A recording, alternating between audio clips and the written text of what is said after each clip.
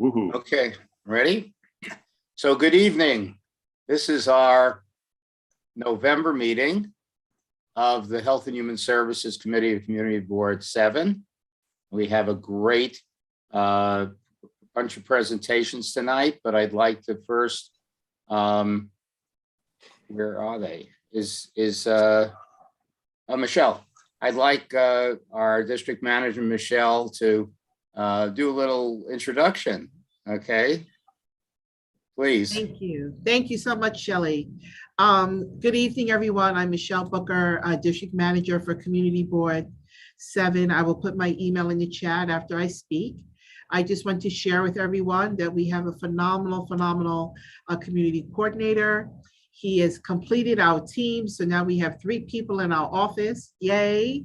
And I will let Maxwell say a few words. Thank you so much. Thank you, Ms. Booker. Sure, so I'll be brief. I'm Maxwell Vanderfleet. Prior to this, I was the Assistant District Manager at Community Board 8 Manhattan.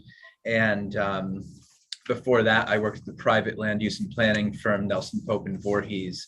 I have a graduate degree in urban planning, and I'm very excited to join CB7. And I too have heard good things about CB7, so I'm looking forward to it. I know I speak for the committee and beyond that we're so glad that you're on. We welcome you and we offer our support in any way we can. Oh, fantastic. Thank you. Thank you. Thank you, Shelley. Okay. Thank you for coming on. Well, And yesterday was your first day, right? That's correct, yes. Okay, so this is day 2, going on to day 3. That's Yes. great. That's What great. was the title you mentioned? Community coordinator. Community coordinator. Okay, great. Okay, Thanks. so we're going to begin. Is Harold Miller on? Can you tell?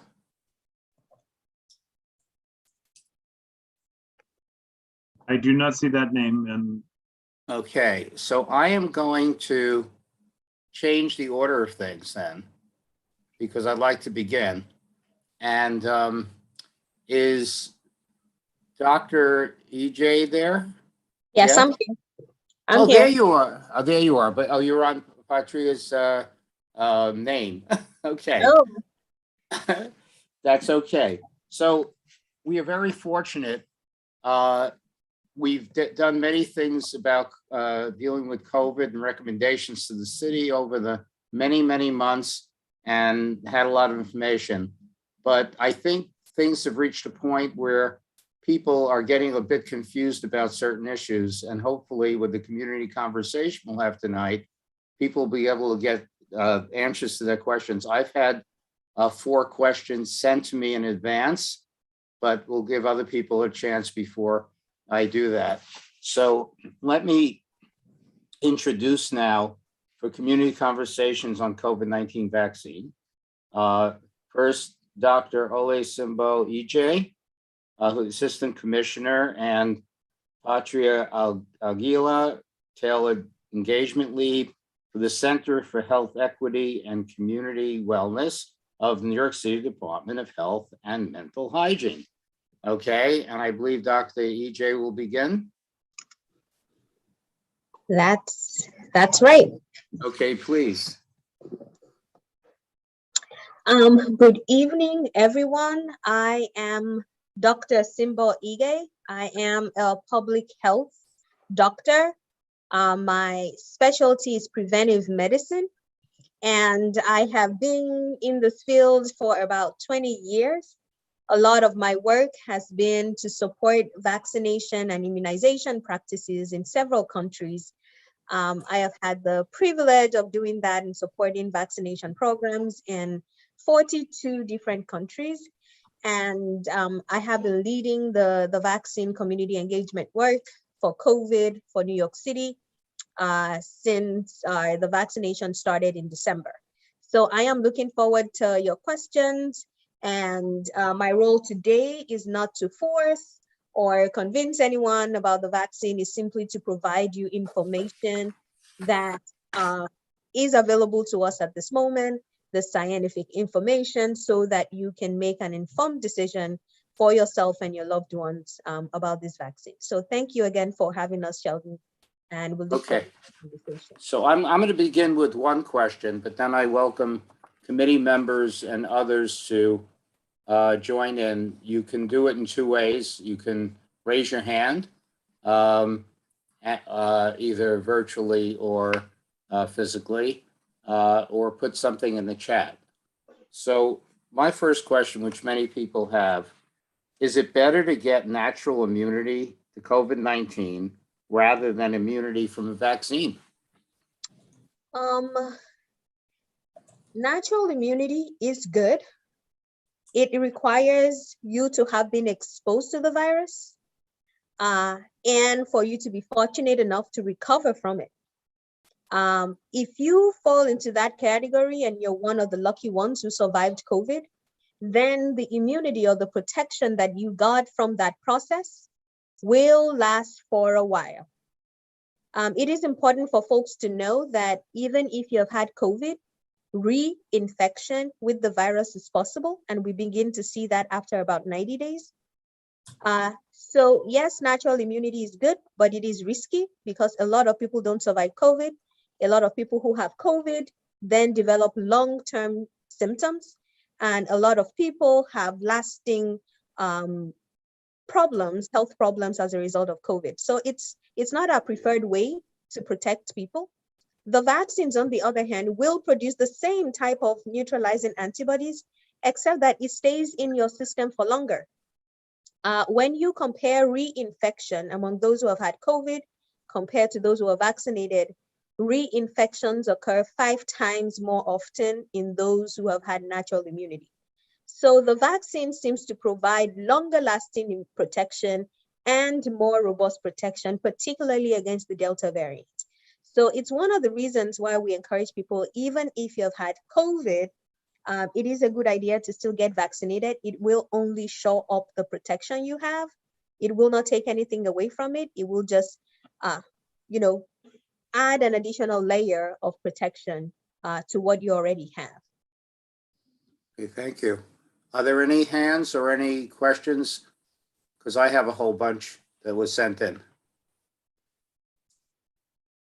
Mark, do you see any? Not just yet. Why don't you ask another one, and I Sure. will formulate my question while you're doing it. Okay, great. An elderly person who has had 2 shots and then the booster asked, since I've gotten the COVID-19 vaccine, do I still need to wear a mask? Oh, yes. The answer is yes. The reason is we are dealing with a very aggressive variant of this virus, the Delta variant. It is more contagious, it is more aggressive, it can lead to more severe illness. So we are layering the protection. Like as we head into winter, the recommendation to layer your clothing for insulation, it is the same with COVID. So vaccines are good, but they're not 100%. So if you're going to be indoors this winter with folks that you don't know their vaccination status, we recommend that you still keep your mask on. This virus has humbled all of us over and over again. So we recommend that folks do not lower their precautions. If you're going to be indoors with folks you don't know if they're vaccinated or not, please keep your mask on. Thank you. Anyone want to ask a question? Go ahead, Mark, please. Thank you. My question is based on the experience of knowing a police officer in Nassau County who was fully vaccinated, encountered COVID in the line of his duty, and then through some sort of unknown underlying condition, developed the active infection and in fact sadly died from it. It was very, very sad. And he's only 50 years old. He wasn't he wasn't as old as me. I guess the question I'm trying to get at is, are there underlying conditions that folks should be aware of as increasing their risk, even if they're vaccinated? Side note, I got my 3rd one. But obviously, Chuck had done what you're supposed to do and still developed a very serious condition. Are there things, what is it that somebody should be looking out for themselves in order to better protect themselves around people who, as you say, whose vaccination status you are uncertain? Right. One, I want to say I'm really sorry to hear about your friend. And it is possible that infection can still happen after being fully vaccinated. And it is possible that that infection may still be very severe. And these are the reasons why that is possible. There are some folks that have a weaker immune system. That means if, for instance, there is an individual who has been on high-dose steroids for certain autoimmune conditions, lupus, other conditions that require prolonged steroid use. Steroids depresses your immunity, and those kinds of people, even if they receive 2 shots of the vaccine, they will not be able to develop the same level of neutralizing antibodies as other people. Folks who are on cancer treatment, chemotherapy, it will also fall into that category. Some much older people with other types of underlying conditions may also not mount up the same level of antibody response as other people. So with the Delta variant, we find out that in such people, the infections may still wangle its way through the antibody protection that they have, which is why we're recommending boosters for anyone who's 65 or older. Another reason why breakthroughs happen is also because of the force of transmission. I use the analogy of, let's say you have an umbrella. If it is a light drizzle, your umbrella will serve you well. It will protect you from getting wet. If it is a heavy downpour or storm or Hurricane Ida, you may get some splatters here and there just because of the force of the rain, no matter how strong the umbrella is. So if you're in a high-risk environment where you are constantly exposed, in such settings or contexts under high transmission, some viruses may still sneak their way through just because of the pressure and the force of transmission. So in high transmission settings, we encourage people to layer their protection. Even if you're vaccinated, still wear a mask in such context. To help you get perspective, because a lot of people are discouraged when they hear, oh, Colin Powell died, he was vaccinated. Colin Powell did have an underlying condition, and we have had some stories like that. So I want to show you the numbers that we have in New York, so you can see how things currently stand between vaccinated and non-vaccinated. This is on our website. Anybody can pull it up and see. This is COVID-related hospitalizations and death, and we compare those who are vaccinated with those who are not. What I want to share with you is the number of deaths in the last couple of weeks. Among those who are vaccinated, 386. Among those who are not vaccinated, almost 6,000. So we are not saying if you get vaccinated, you will never get sick, you will never die, but we're saying we can bring down those numbers. If everyone was vaccinated and we were only dealing with a few hundred people, we will have reduced deaths from COVID by at least 95%. So we want to encourage everyone, it's still a good idea to fortify yourself as best as you can and take other appropriate precautions when you're in high risk settings as well. Okay. Next, our committee member who will unmute himself, Rich Robbins. Rich? Yep. Okay. And like you, Shelley, I could ask questions all night. And I have a few top of mind I would love to ask. The first one, because you just mentioned it, you said that 386 deaths, there have been 386 deaths recently from vaccinated people and over 6,000 unvaccinated. do you have any more information about those 386? Do we know if they're elderly, which vaccine they had, if they had underlying conditions? So that's question number one.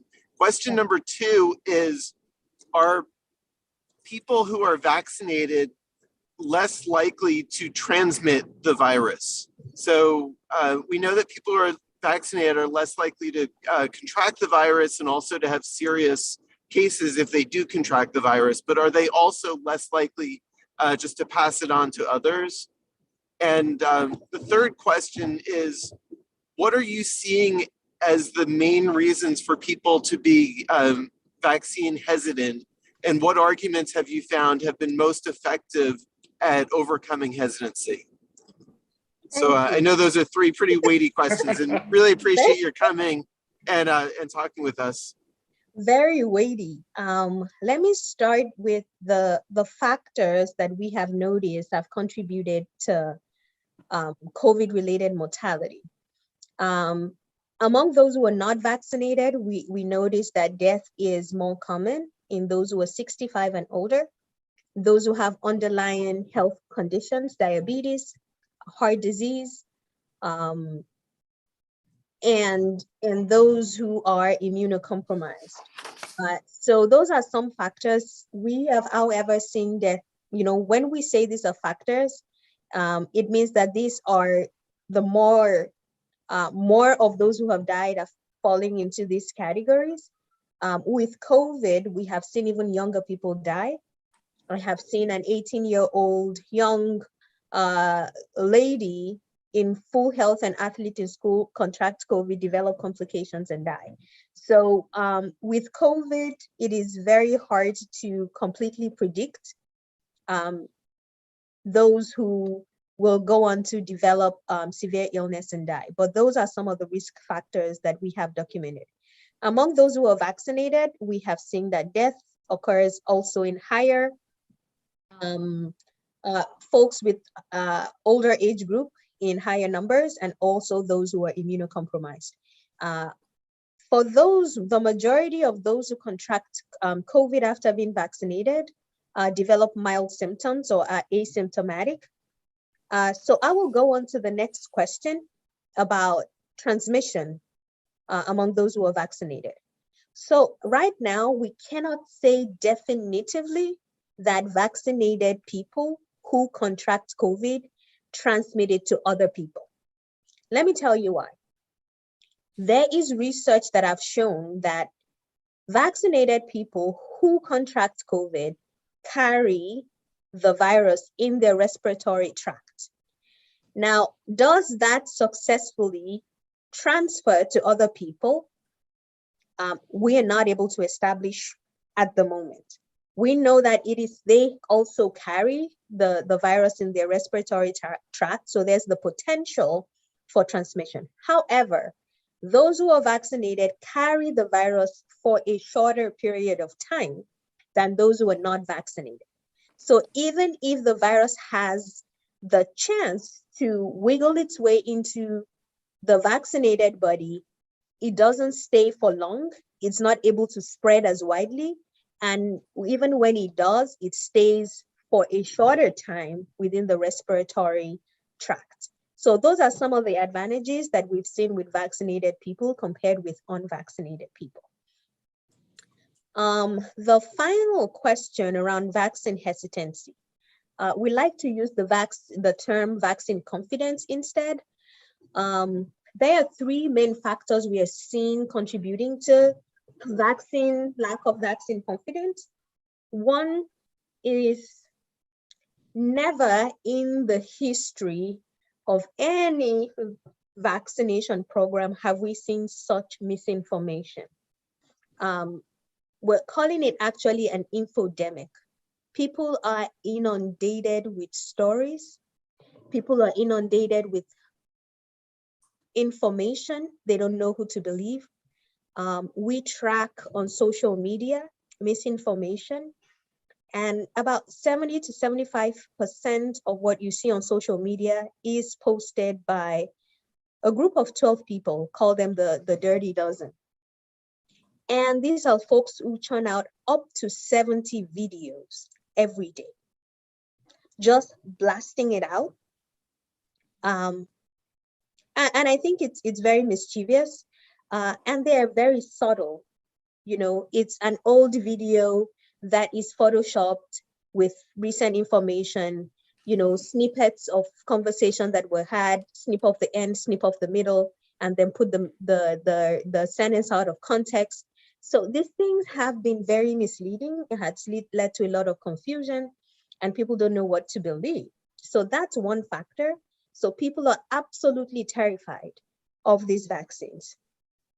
Number two, now more than ever, we have seen a politicization of this whole process that has almost taken this from a health-related issue to a political issue. And in certain studies that we have done repeatedly in New York City, we have seen a political divide, and that those who tend to accept or refuse the vaccine tend to fall into certain political ideologies. So that's another factor we have seen. In communities of color, we have also seen that trust is a huge piece of it. So for many communities who feel the government didn't show up for us when we didn't have housing, we don't have access to good schools, we don't have access to food. Now, all of a sudden, the government shows up waving a vaccine and say, this is for your good. How do we believe they have our best interests at heart now? So it is very difficult to help people understand that this is a good idea because of the history of trauma and experimentation among people of color. That's also a factor. So we see that people fall into different categories. And so there is not one strategy that works all the time. There's no magic bullet. However, one strategy that we have seen to be consistently effective is the storytelling approach.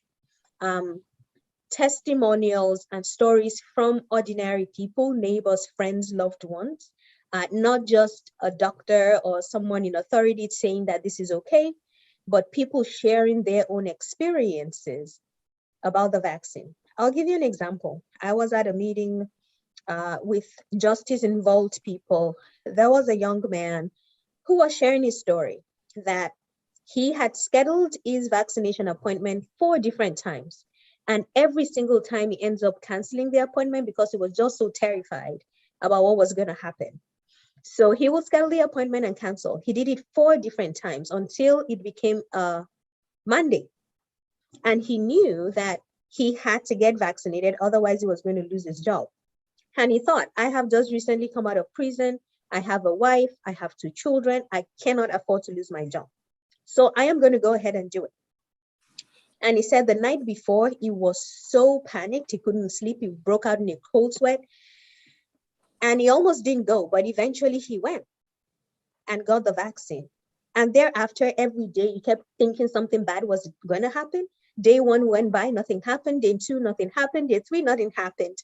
And then he was like, I have just been terrified all of this while, thinking something terrible was going to happen to me from this vaccine. And then he got his second shot. And in that room that day, there were 5 other people who had similar stories of just not being able to take that move just because they were so terrified by all the things that they had heard. That story resonated with so many people.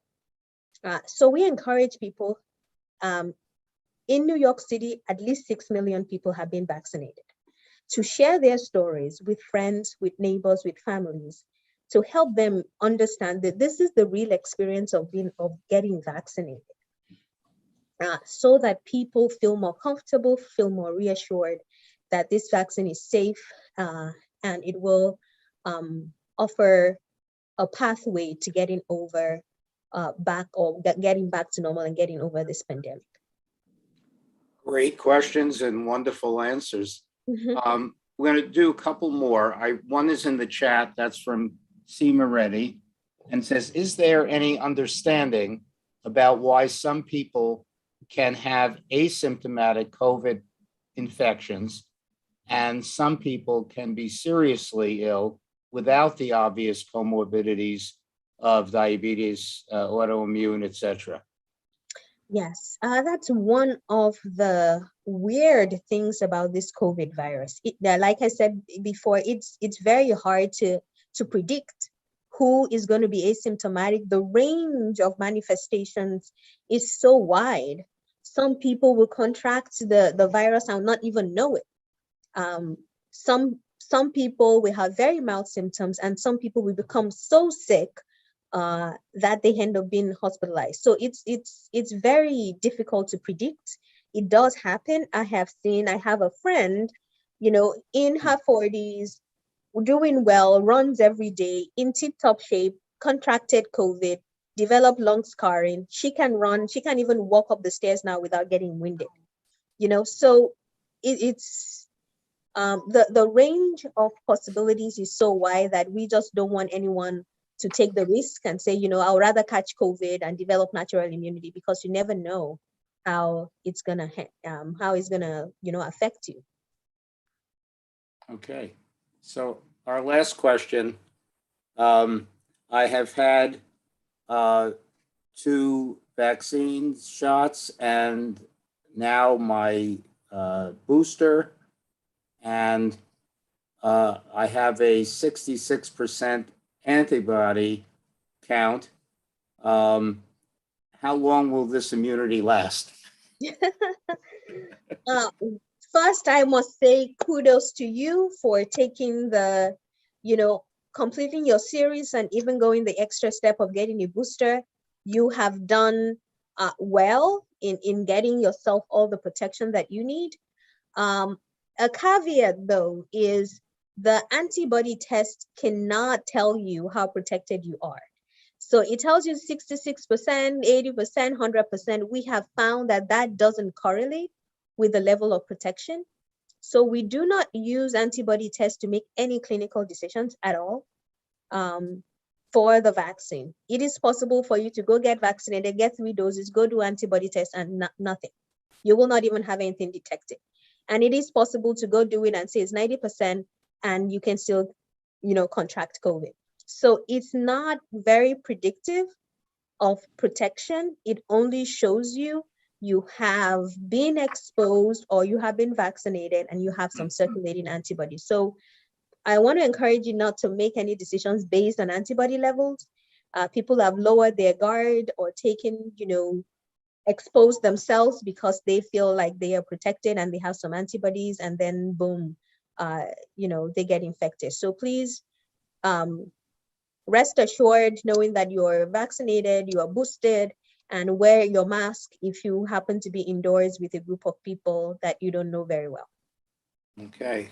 This conversation has been very informative, in some ways eye-opening, and we'd like to express our deep appreciation first to Patria Aguila for making the arrangement of all of this, to Dr. EJ, who is such an expert and was so blessed to have you here, because your experience and your status in the field is so great.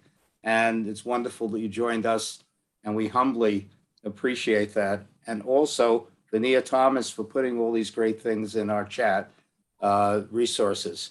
Thank you so much, and keep up your wonderful work. Okay, thank you. Thank you, everyone. Thank you, great Sheldon. to see you, Harold. Hi, doctor. Okay. Good seeing you. Okay. Okay, And- and just a quick Yes, note, please. sorry, Sheldon, I shared Yes. the conversation toolbox, which Sheldon would share with everybody, Yes. that has a list of resources that Nia was sharing, and then some. It was amazing. I looked it over. It's amazing. Thank you. Awesome. Right. Okay. And everyone on will get it, and then we'll try to get it out to the whole community board. Thank you. Beautiful. Thank you. And Thank you, everyone. Be healthy safe. holiday ahead. Thank you, you too. All righty. Excuse me, Shelley? Bye-bye. Okay. Shelley, are there resources in there that we could perhaps put up on the website one of these days? I think we can. If we have your permission, we will. Yes. Yes. Okay. They're great. Awesome. You click on stuff and you find treasures underneath. Right. Thank We you. want people to know where to go to get information, and please share widely. Yes, Okay. definitely. Much thanks. Thank you. Thank you. Take care. Good Bye-bye. night. Okay. A two sentence answer to a question that I'll introduce Harold Miller. We were asked about the 106th Street crosswalk.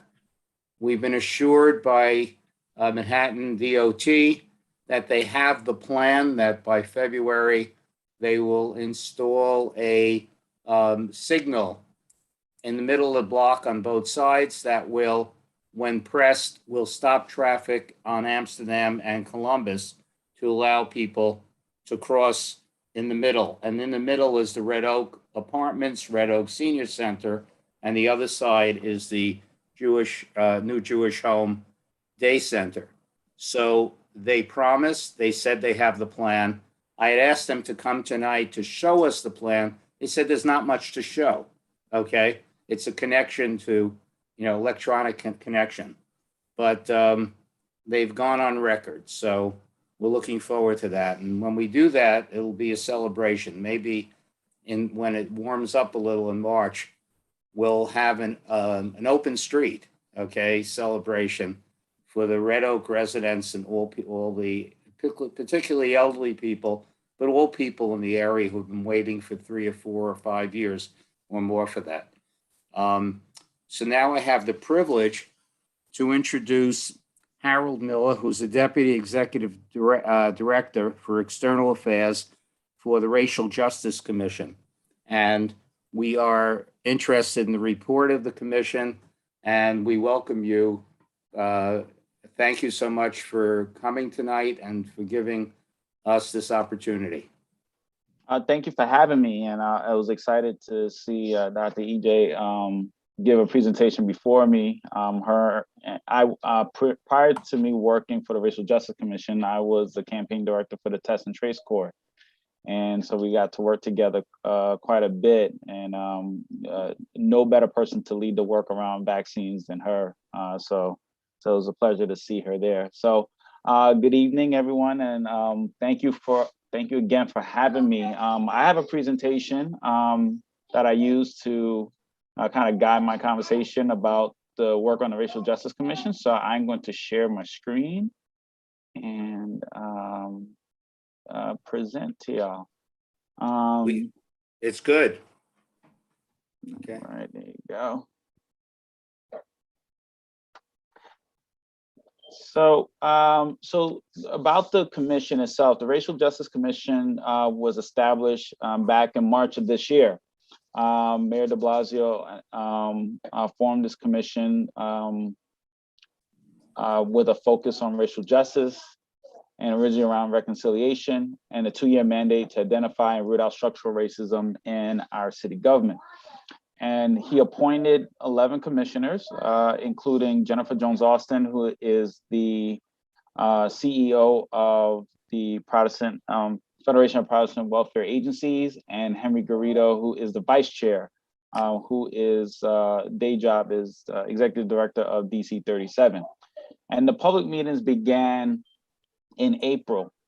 Just to give you a bit about the mission, the Racial Justice Commission, empowered with the legal authority of the Charter Revision Commission, will seize the transformative potential of this moment in history to identify and propose structural changes and significant policy reforms that will advance racial justice and equity and begin to dismantle structural racism for all New Yorkers. We find the work necessary because systemic racism has been and continues to shape our reality. Some of the other members of the commission include Kay Bain, Anna Bermudez, Reverend Fred Davey, Lurie Daniel Favors, Derek Hamilton, Chris Q, Yesenia Mata, Phil Thompson, and Joanne Yu. So for those who may not know, and really for the record, the New York City Charter is also known as our city's constitution, defines the organization, the powers, the functions, and essential procedures of city government, from elected officials to the budgeting process. It lays out the foundational structure of our city government, controls how decisions are made, and details how the budget towards projects and housing and education to human rights and emergency services are carried out. So it influences organization. So that's, officials, city agencies, and city staff, the process, local laws, local elections, public review process and reporting, and then representation, decision-making, participation, and accountability. And then, of course, resources, money, investment, and contracting are all the things that the charter influences. So what we have done so far, this is a bit dated. We have actually completed 12 input sessions, spoke to thousands of folks in various forms, whether it be online, whether it be in person communication, or those who have submitted input via our website. So back in October, we took the input that we have heard from the point up to that point and created a staff interim report. And then we released that report back on the 7th, and I'll get into some details of the takeaways from that report. And then from there, we are in the middle of, or now we're in the back end of our second round of input based on the feedback from our interim report. And then we are starting to head into the phase of where we're going to shape our ballot measures and create our final report, as well as a roadmap for racial justice for the month of December that the commission will ratify. And then the voters will either adapt or disapprove of those ballot measures come election of November of 2022. So in the interim report itself, we have heard many different aspects of how racial inequity has affected the lives of New Yorkers. And so we try to categorize what we heard into broad categories. We developed 6 patterns of inequity that we try to place of what we heard. And so the 6 patterns of inequity are the following. Inequity in quality of services that promote social and emotional well-being, inequity in work and advancement and wealth building, inequity within across neighborhoods that inhibits thriving individuals, families, and communities, marginalization and overcriminalization of BIPOC persons and communities, and BIPOC stands for Black, Indigenous, people of color, inequity in representation and decision-making, enforcement and accountability of government and entities. And then if we deeper dive into the inequities, the themes that emerged, for example, with the inequity of quality services was the lack of quality education for BIPOC persons, decay of or lack of access to affordable low-income housing, lack of support for early learning foundations, scarcity of mental health services, or coordination of care. So the themes that we heard when it came to the inequity in work and advancement and wealth building were the following: inequity in employment, lack of economic mobility, insufficient preparation for the future, unjust procurement, lack of access to capital and similar resources. When we speak about the inequity within and across neighborhoods, the themes that we have heard were resources not distributed equitably, responsibilities also not distributed equitably, racial equity not prioritized in land use decisions, lack of community ownership and control.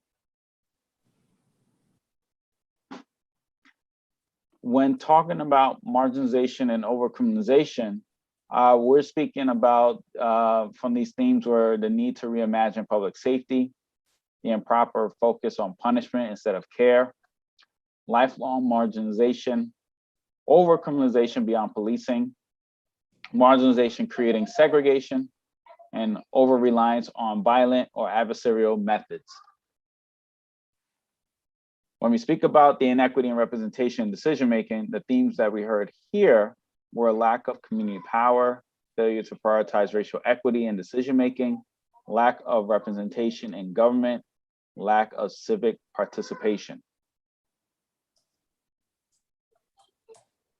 And then from enforcement and accountability of government entities, Those themes were the following: laws to protect against discrimination do not work well enough, need for stronger enforcement of institutions, lack of access to legal services, communities' demands are often unmet, lack of transparency or accountability in addressing community input, agencies not meaningful, lack of accountability for police misconduct, and lack of the laws protecting workers' rights are not strong enough, actually. So what we've been doing is from these patterns of inequity, we've been having a conversation with New Yorkers across the board and been asking the following questions. Which patterns of inequity most resonate with you and your experiences? How have these patterns of inequity impacted you and your community? And who needs to be involved in address these patterns of inequity? This could include city agencies, elected officials, city staff. And finally, what is your vision for a New York City where these patterns of inequity do not exist? What would the city look like? How should the players you have identified act differently? So we encourage those who want to answer those questions to go on our website, nyc.gov/racial justice, not only to learn more about the charter and the commission, but to send your thoughts and ideas for change. Also, you can email us comments, questions at our email address, which is racialjustice@charter.nyc.gov. I also put my own direct email in the chat once we're done. But you can also always email the general inbox, racialjustice@charter.nyc.gov. And we encourage folks to follow us on social media, which is @racialjusticeNY on Twitter, @racialjusticeNY on Twitter, or racialjusticeNYC on Instagram or Facebook. So that's @racialjusticeNYC on Instagram and Facebook. So from there, I'll take any questions. What I'll do is I'll put it back on the 6 patterns so people can have it in front of them, unless there's a particular side you want to see. Okay. Please raise your hand if you have a question. I'll start with one. The recommendations that are made by the commission, what's the pathway? Do they go to the charter commission and they have to recommend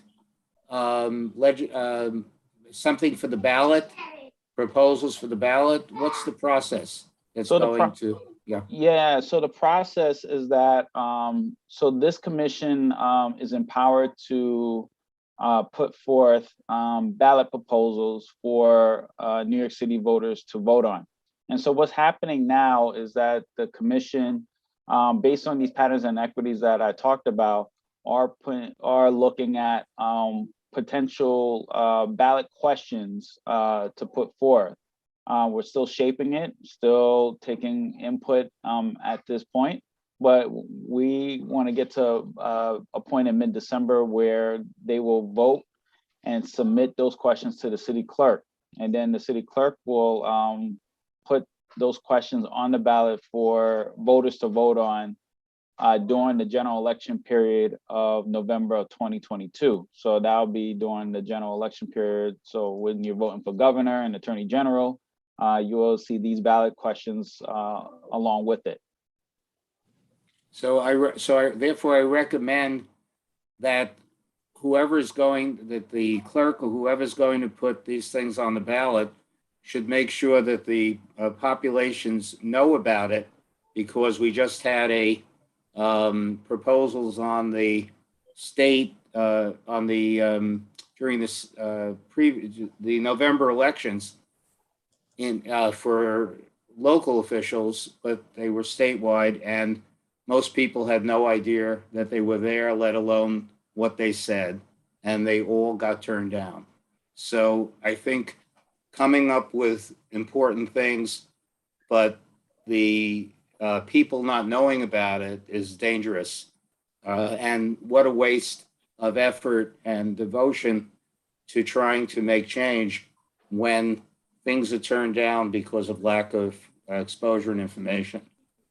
We agree, and it was very eye-opening for our commissioners when I think we all had this assumption that you know, the ballot measures that failed was certainly passed, but we all knew that there were not the proper outreach and education efforts to educate New Yorkers across the state. You know, these are statewide, you know, ballot proposals. So it was a, you know, as we all know, once you're outside of the 5 boroughs, it's a different world.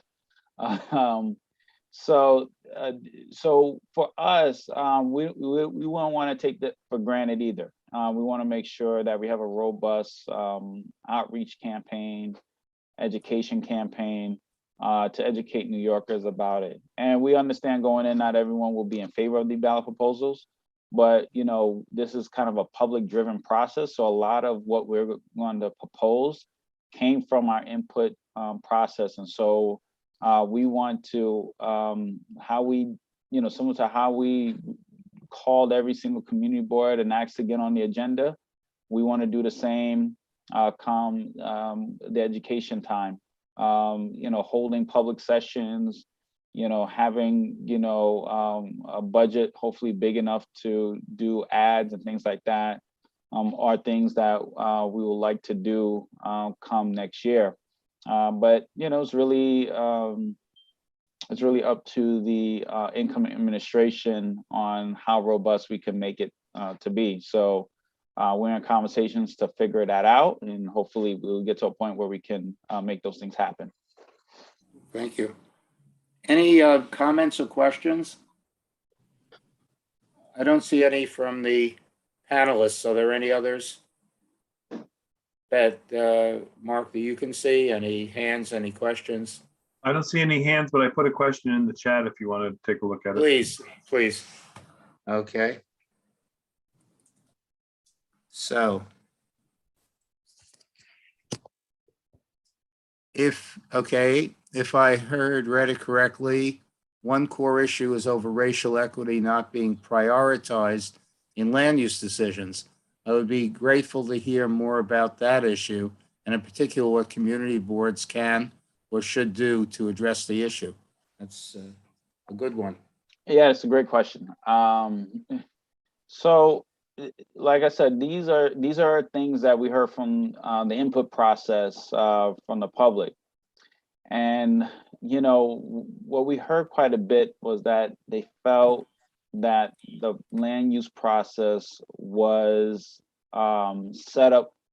When we talk about the disposition of land and how land will be developed, it always came from the perspective of the developer and development, and not necessarily the best interest of the community. And not to say development is not in the best interest of the community, but I think the orientation of like why we're having a land use conversation or why there's a public process, you know, came because someone wants to develop something large, or there's some sort of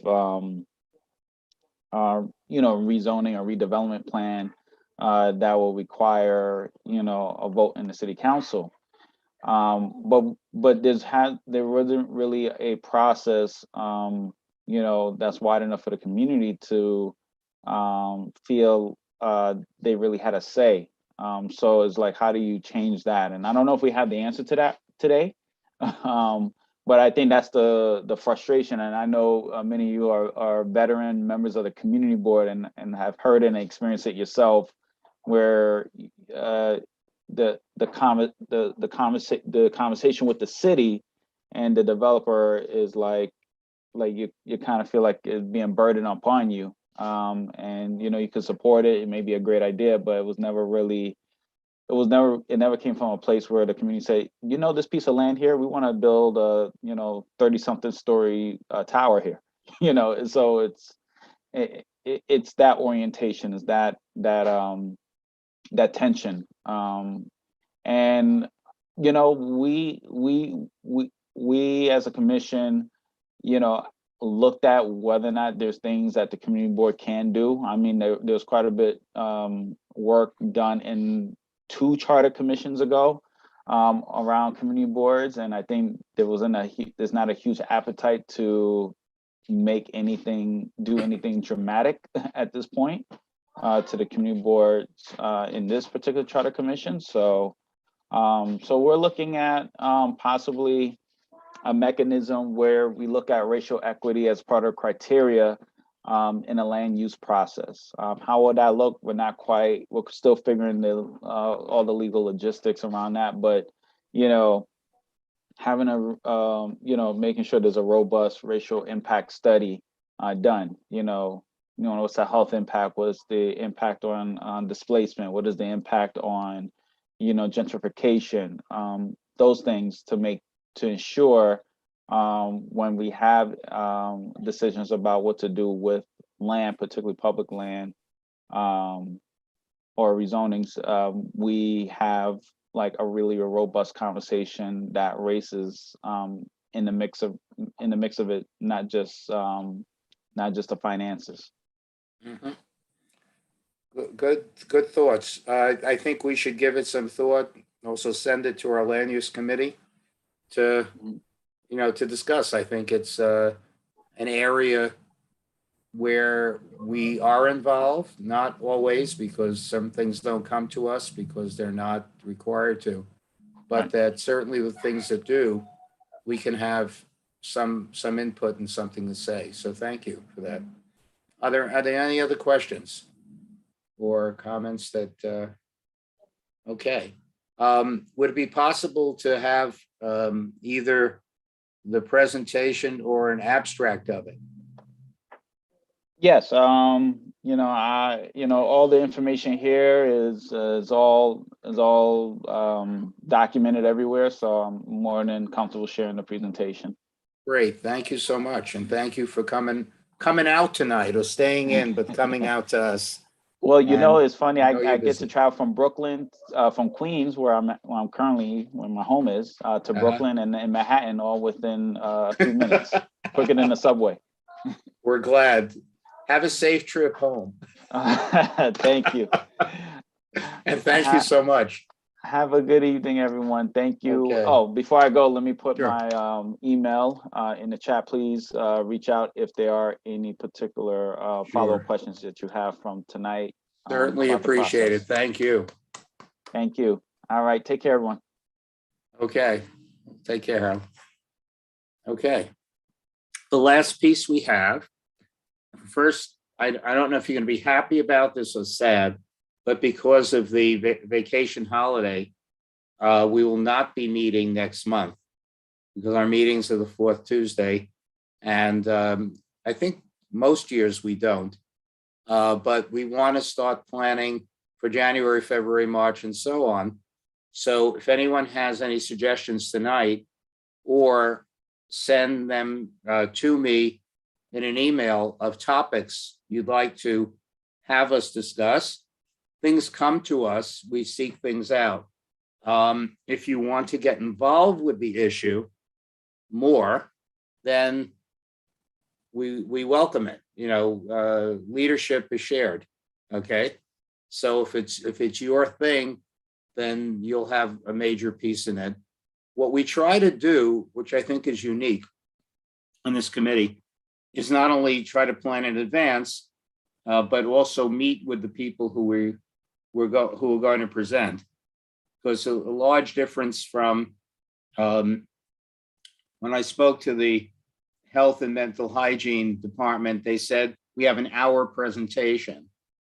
And then when I spoke to someone in the office, they said we have a 20-minute presentation. And then they said, oh, we have a 2-minute presentation. We want a conversation with the community. So had we not had those 3 conversations, we would have ended up having questions not prepared and 2 minutes. Likewise with Harold, we've been speaking over 6 weeks. And to have an idea where it's going, what, where this is at, and how relevant it is tonight.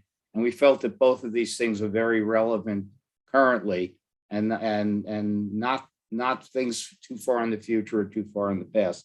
So that's a part of the process that I think has been successful. We meet on Zoom, we meet on phone calls, and narrow it down so it's as targeted as we want it for our purposes, and not just the agency. Any ideas? Anyone wants to explore anything right now? Because I have a couple of suggestions. I think we ought to hear from the Upper West Side Coalition. Oh, go, Michelle, please. Oh, Great. oh, thank you. And I'm taking notes as well. Thank you, everyone, for having me this evening. Shelley and I had a chance to have some conversation during the great Bloomingdale Inclusive Playground event on Sunday. And one of the things that came up was noise levels. It is something that is a continuous constituent concern that we get in the office. I'm not an expert, but noise, really high noise, can impact blood pressure and other challenges. And so maybe we can look at how we can bring the specific agencies in and discuss noise and sirens and how that is impacting quality of life and well-being, not just for adults, but this impacts seniors. It also impacts you when you sleep.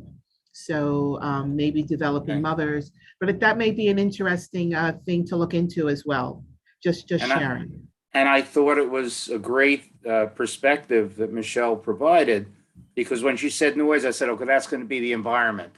But then it affects health and well-being. So that's us. So maybe we'll do something with them, but or maybe we'll just focus on how it impacts people's health and well-being, physical health and mental health. Yeah, and it could be joint. Yeah, it could be joint with parks and environment and cover the whole spectrum. Yeah. Just a thought. Thank you, Shelley. But I really appreciate that perspective, because it does affect us every day, unfortunately. Yeah, every day. Especially when I'm on a Zoom meeting in the morning and I hear cars screeching down and helicopters flying over, and I'm trying to think, can I take my computer into the other room? Will make a difference. Forget about that. Madge? We can't hear you. You're muted.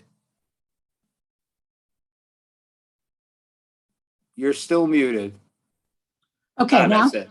Yeah, please. you sure? Yes. No, you can hear me now? Okay, a proverbial one, garbage. Has Michelle heard anything about things getting better or worse with the sanitation? And we had a lot of problems up around Douglas houses. And I was wondering if any of that has gotten better or worse. Mm-hmm. And we could So just another topic to explore. the TA presidents also, how it's the impact. And I think along with that, I'd like to suggest that we finally have a presentation of 100 of Park to Park 103rd Street. Okay, happens to be where I live and where Rich lives, but there's what is that? So what is it? It's a Peter Frishoff is the spearheading it, but it involves many. Peter Arnston's on now, so he was involved, and Rich, and a lot of the Isabel Cruz from the youth hostel. It's basically, we have 2 open streets now, or 3 open streets, Riverside to West End, West End to Broadway, and Broadway to Amsterdam. And the idea is we're going to try to go park to park from Riverside Park to Central Park. The issue was, what about Douglas houses? Because it's really not a street. It's not with DOT. So we're working on that. But the Carmen Quinones, the TA president, is on board and a part of the group. And so our motto is Park to Park with Douglas in the heart. Okay, and my motivation. What do you want to do? My motivation, besides liking open streets, is that I think since school boards were eliminated, there's become two communities. When we had school boards, there was a lot of involvement of Douglas parents and grandparents in the community process because their kids were involved. And so everybody spoke to each other, knew everybody. After that, although there are some organizational things, I feel it's very much NYCHA and the community separate. And if we can open it up and people can feel comfortable walking through and meeting all their neighbors, that we can accomplish something on another level too. And so that's my passion in this whole thing. And I think that already we met with the horticulture group. They call themselves the Horts. So I said, if we'll work with them, we'll be the cohorts. Okay. And they already did 4 plantings. Okay. Between Broadway and West End, 3 on the Marseille side. That's my other interest. The Marseille is a Wisfish building, and we have Purple Circle now in the commercial areas. Less income, but more intergenerational. So we're trying many, many different things. Certainly, Peter has been involved because of the Columbus Amsterdam bid, and really involved with so much of what goes on. But we are all going to work together, and I think the more people get involved, the more powerful this movement will be, and it'll be a unique type of open street. Okay, if Rich or Peter, you want to say anything, or did I say too much already? I just have one small thing to add, Sure. and I'm actually driving my family right now to Thanksgiving in Virginia. Oh, As I pulled my car up onto the street, there was a man walking his dog in the middle of the street, which we see fairly frequently. And the street is an open street. It's a shared street with barricades at the top of the street. Unfortunately, too many cars are not following the 5-mile-per-hour speed limit. But this guy walking his dog at first was scared that there was a car coming. He then saw me driving 5 miles per hour. And I rolled down my window and welcomed him to the street, or said 5 miles per hour, and he smiled and was really appreciative. So it's just great seeing how cars and people and dogs can coexist. And it's nice seeing people walking out in the street and just making use of the street, not just for cars, but it's completely open for local traffic. and we may have the street painted to change things. We want to change the environment so people see it's something different, okay, and hopefully respond to it. I use the word barricades. I'm trying to change it to barriers, because barricades sound like something out of war, and we're peaceful people. But everyone calls them barricades, but try barriers. It starts the same. So, Peter, anything you want to throw in? Just I'm a supporter, but I'm not pushing it. We've got our own issues with our own open streets, which Sunday was the last one for this year for 96 to 106, and we held it for the Bloomingdale playground. I know there was something else that I wanted to tell you, and I'm blanking on it at the moment. Maybe it'll come to me in a bit. On 106th Street? On 106th Street? Anything? No, I mean, we're looking forward to that eventually, but that was one of the reasons that I came on tonight for the cross. Right. Okay. Okay. So again, send your ideas forward. And if you want to take leadership of an issue, I believe in shared leadership. Okay. That it makes it so much richer. And when you have passion for something, then we all benefit. So we appreciate it. And would you believe we may be able to wish each other a happy Thanksgiving? One thing I have thankful for is for the people here on the Zoom tonight. Okay, for who you are, how you live, and what your concerns are. So thank you all for being here and for being who you are. Okay, and have a safe and healthy Thanksgiving. Okay, however Hey, you Shelley, do I it. just have a really quick question. Of course. You had said that the crosswalk on 106th Street, that if people press the walk signal, it'll stop traffic on Amsterdam and Columbus. That's what I was thought told. it was mid-block on 106th Street, so it would just stop traffic on people driving east and west on 106th Street. What does it have to do with Amsterdam and Columbus? Between Amsterdam, it's 106th Street Okay. between Amsterdam and Columbus. So both ends will Okay. stop. Right. Okay, Yeah. I heard it would stop traffic on, not between. That makes a lot more Right. sense. And just for the informational piece, this is going on for years, but the key is that the center of the block where the Red Oak and the daycare from Jewish Home is almost at the summit, okay? And it goes down from there to Amsterdam and to Columbus. So people walking down in either direction have to walk up on the other side. A lot of those people have mobility impairment and are using devices. And in winter, forget it. And some people just go across the street. And so you say, well, how many people? It depends on the situation, but on Friday afternoon, midday, when they have a dance at what you call the Red Oak Center, people come from the Jewish Home Life Care and from other parts there.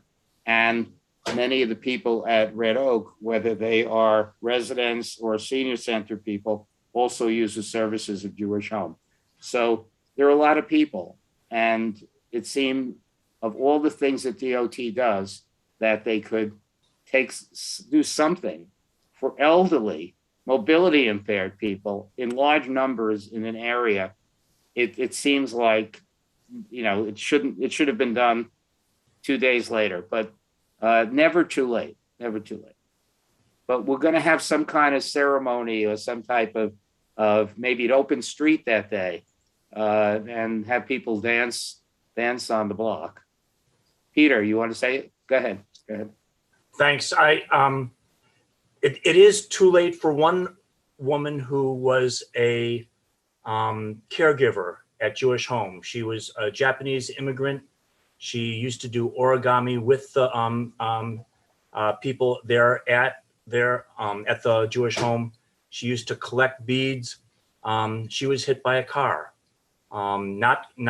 She was in the crosswalk actually down at Columbus and 106th. But cars coming over that hill don't see things and did not slow down. And she was killed a number of years ago. And we've had a number of accidents up there. So it's important. We've tried to work with DOT on a number of issues, but we continue to have problems. And then the other thing was that I wanted to talk about the noise issues. We have a hospital just to the north of 110th Street, St. Luke's.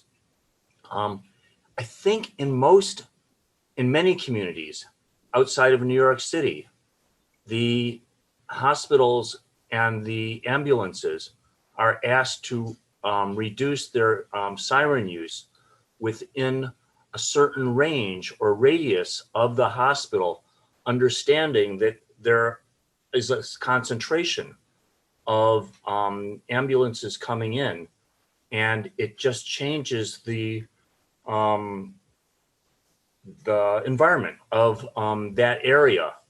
And that would be something to look at, similar to the speed issue. I mean, in most areas outside of the city, 15 miles an hour is the speed limit for a crosswalk connected to a school. I mean, we have numerous schools with numerous crosswalks leading to them, and we have cars regularly going way above 25 miles an hour. So this is an issue that I think I would like to raise both of those as being huge environmental issues. So, Okay. Hey, Thank you. Peter. Yes, Peter, yes. I have a friend who lives actually across the street from Shelley. Okay. And had a big issue with sirens from ambulances frequently outside of his window, with the ambulances all being from that hospital, from St. Luke's. And he took on a mission, reached out, found the person who oversees the ambulances, expressed the concern, and was very surprised. But he said that the person was very accommodating, said that he would work to do something, and made it a lot better. So I can go to that friend, find out who that person is. And Shelley, if you'd want, we could see if that person would come to one of our meetings and Only just that, talk through. I'll speak to him across the street from window to window. Thank you, Rich. Yes, I don't know if Yeah. you've noticed a reduction in sirens.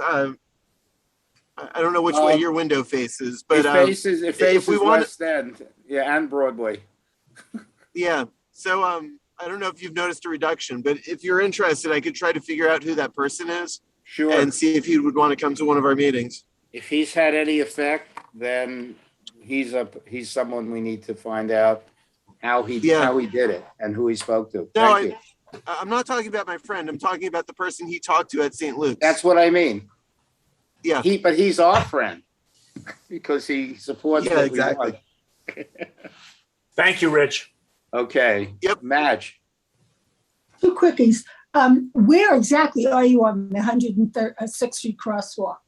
You mentioned, you didn't say exactly where the city was on that. Okay, How close? so 106th Street, so the Department of Transportation, is it Colleen Catterju? What's it, right? I actually Yes. spoke to her, and she reassured me that as of last month, they have the plan, okay, the design of what they're going to do. And she predicted it by February, they would be able to install it, okay, and make it work. So I'm holding to that because it was the first time I got a call from them in 3 years. Okay, nice emails. Okay, Right, we okay. actually met 2 or 3 times, but it's always the follow-up. And here she actually called. So we're hoping. My last question, what's happening on 108th Street with Lishfish? Is that moving forward? Is there any kind of report you could give us on that? Yep, the tenanting is going up now, okay? Shortly, within the month, Valley Lodge residents who are living on 85th Street are gonna be moved to the new building on 108th. And the great news is then there's gonna be a rehab on 85th Street, and it's going to be senior housing, okay? With an Where's that? emphasis 85th between West End and Riverside. And with some priority for people who were seniors who were formerly homeless, not who are, but were. And so good things are happening. One is helping the other, okay? The building, you have to go by it. We don't have tours yet, but it's beautiful. I think it enhances the block and the neighborhood. Great. And people I know there just seem to be very happy. Okay. More reports to come. Peter. I'd echo that people are happy. That's with the garages, there was no eyes on the street, or very little in terms of eyes on the street. With this change, we expect that to change dramatically. There are now trees planted in front of the building, and expect those to survive. So there are a number of things happening along there, and it's very welcome. And last Sunday, consequent with the the Bloomingdale Inclusive Playground. It's our park day.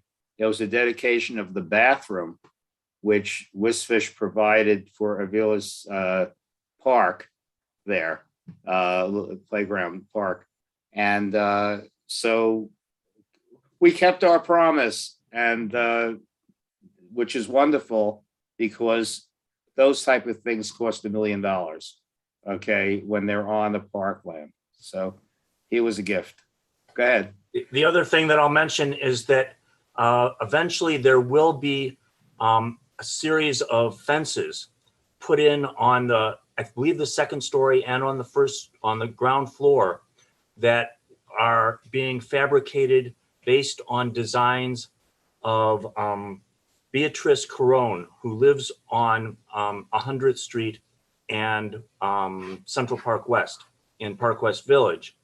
And so there will be these art fences as part of it, as part of the structure, but also visible for the entire community. So that's another welcome piece to it, in addition to having back Valley Lodge and the senior residents.